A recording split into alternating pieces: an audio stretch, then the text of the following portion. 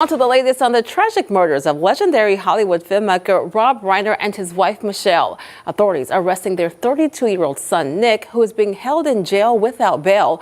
Formal charges still pending. NBC's Morgan Chesky has more. It's quiet in Brentwood today. Too quiet. You know the houses I'm talking about. The ones behind the high gates and the manicured hedges, where everything is supposed to be perfect. The kind of place where American dreams are bought and paid for.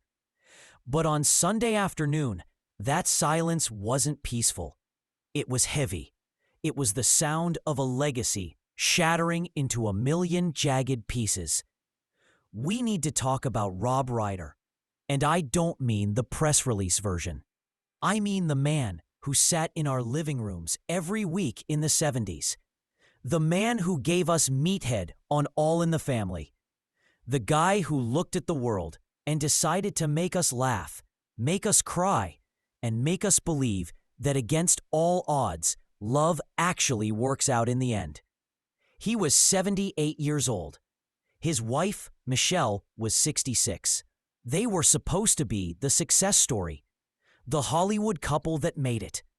35 years of marriage. That's an eternity in this town.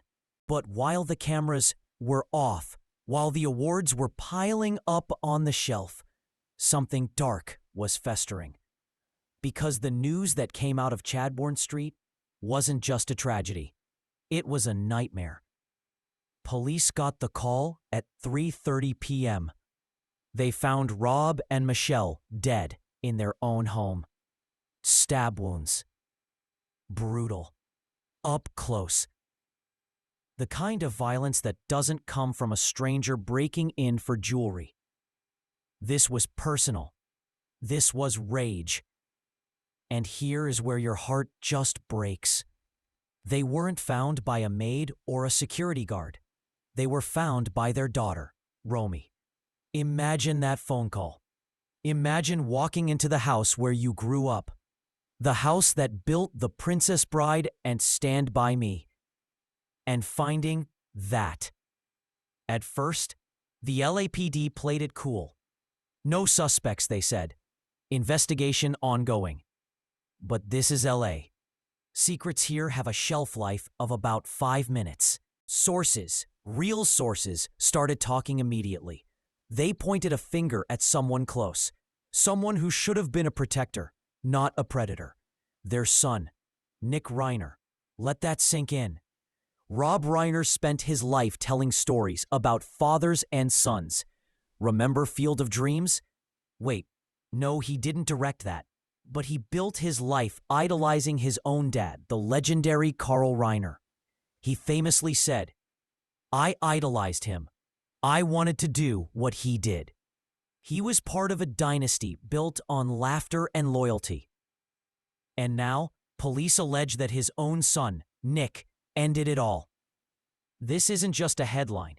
It's a biblical tragedy. It's the kind of thing you read about in Greek myths, not on TMZ. And the signs? They were there.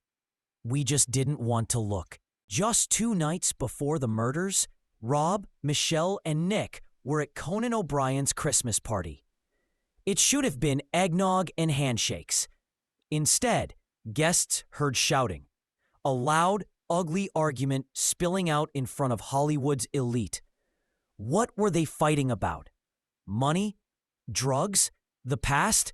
We don't know yet. But 48 hours later, the parents were dead. Nick isn't a kid. He's a grown man who has battled his demons publicly. He's been unhoused. He's struggled with substance abuse. He even worked with his dad on a movie called Being Charlie, a film about a drug-addicted son clashing with his famous father. Irony doesn't even begin to cover it. It's haunting. Rob tried to use art to heal his family. He tried to put the pain on screen. Maybe hoping that if they scripted it, they could control it. But real life doesn't follow the script. Think about When Harry Met Sally. Rob directed that. He famously changed the ending. Originally, Harry and Sally were supposed to walk away from each other. Realism, right? But then Rob met Michelle. He fell so hard, so fast that he told the writer, no, they have to get married. They have to be happy. Hugh gave us the happy ending because he thought he found his own. He tweaked the script of his life to believe in love, and for 35 years, he lived it. He fought for causes he believed in: marriage equality, the environment, democracy. He was a man who believed people were fundamentally good. Barack Obama said it best in his tribute. Beneath all the stories he produced was a deep belief in the goodness of people. That's the part that hurts the most, isn't it? The man who believed in goodness was allegedly taken out by his own flesh and blood. The man who gave us the line, "You can't handle the truth," in A Few Good Men, maybe couldn't handle the truth of what was happening under his own roof.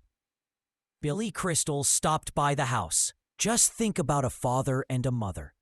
Think about a couple who spent decades trying to make the world a little brighter, a little funnier, a little more human. And think about the absolute crushing tragedy that their final moment wasn't a fade to black with a romantic song playing. It was fear. It was betrayal. Rob Reiner spent his life making us feel. He wanted us to laugh at the absurdity of life and cry at the beauty of it. Today, we're not crying because of a movie. We're crying because sometimes the bad guys win. Sometimes the hero doesn't get up. And sometimes the monster isn't under the bed. He's standing right in front of you.